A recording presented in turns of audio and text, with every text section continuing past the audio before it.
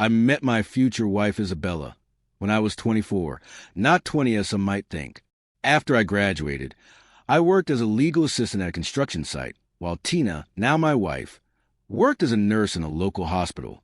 Our paths crossed through mutual friends, and after a whirlwind romance, we tied the knot just 6 months later. We moved in with my mom in her modest 3-bedroom apartment, and a year after that, we welcomed our son, Tony. 2 years later, our daughter Harper arrived. Those were the wild, unforgettable, and tough times. No doubt, jobs were scarce, and we were scraping by with odd jobs here and there.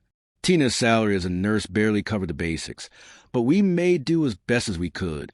At one point, an old classmate reached out to me with a job offer.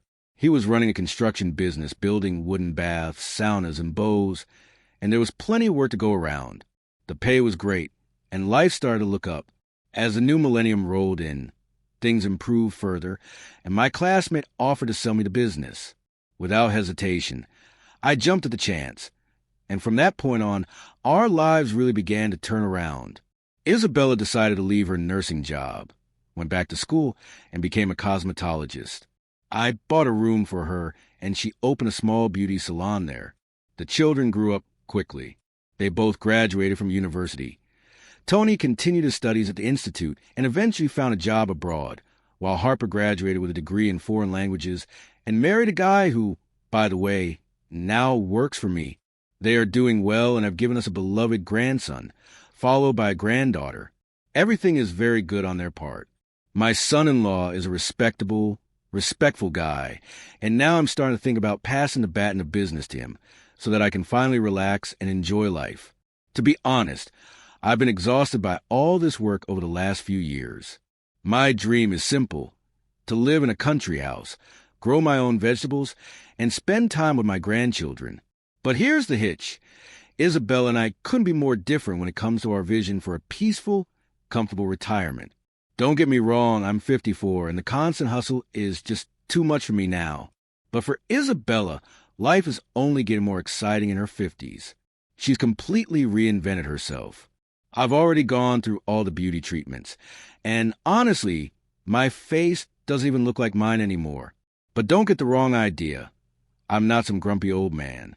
I try to keep fit, look after myself, and I believe in moderation in everything.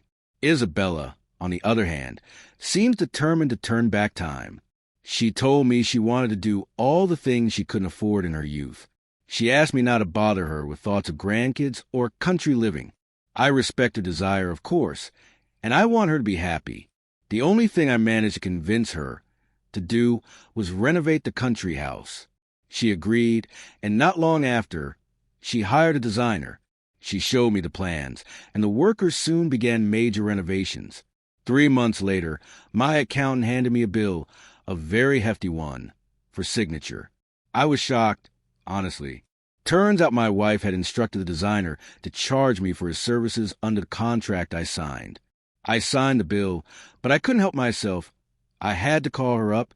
Isabella, don't you think this designer's bill seems a little excessive given the amount of work that's been done? Or did you somehow find the most expensive designer in town? I asked, a bit more bluntly than I intended. The repairs haven't been completed yet, and we'll still have to pay. And anyway, he's the best, she snapped back. Her tone stung a little. Designer, she emphasized, almost daring me to argue. I didn't like what he did at all, and I told you about it. I said, frustration creeping into my voice. Paying for the entire crew turned out to be cheaper. Honestly, it's like we're paying him for his good looks, not his work. If you don't like it, you should have handled it yourself. Isabella shot back, her words cold and sharp before hanging up the phone. Lately, our relationship had become tense, like we were living in entirely different worlds. She was always busy with something, endlessly studying, constantly preoccupied. Meanwhile, I was stuck with the kids, working hard, and trying to keep everything together. We made the decision as a family, me, our daughter, and my son-in-law, to spend the summer in the country. As the final touch, I wanted to install a security system to protect my loved ones fully. I found a company, and within a few days, everything was up and running. I could now check the cameras whenever I wanted, ensuring everything was in order. Getting interested, I decided to test it. One day, I logged in from my work computer and started watching the footage. What I saw made me freeze in place. There was my rejuvenated wife Isabella, who acted like she was head over heels in love. No, she spent a lot of time with our designer, a young and talented one whom we hired to renovate. They evaluated new repairs several times a week, always talking enthusiastically and laughing together. Isabella knew the value of the work she had done, but fortunately, she didn't realize that I was watching them. That was when the truth hit me. My wife was playing a dangerous game. The designer, barely in his 30s, was half her age. It was absurd. My jaw tightened. This was too much. The conversation I had with Isabella afterward was short. Too short. I simply wished her the best in her new life, in whatever form it took. She denied it at first, of course. But when I showed her the footage from the cameras, she had no choice but to confess.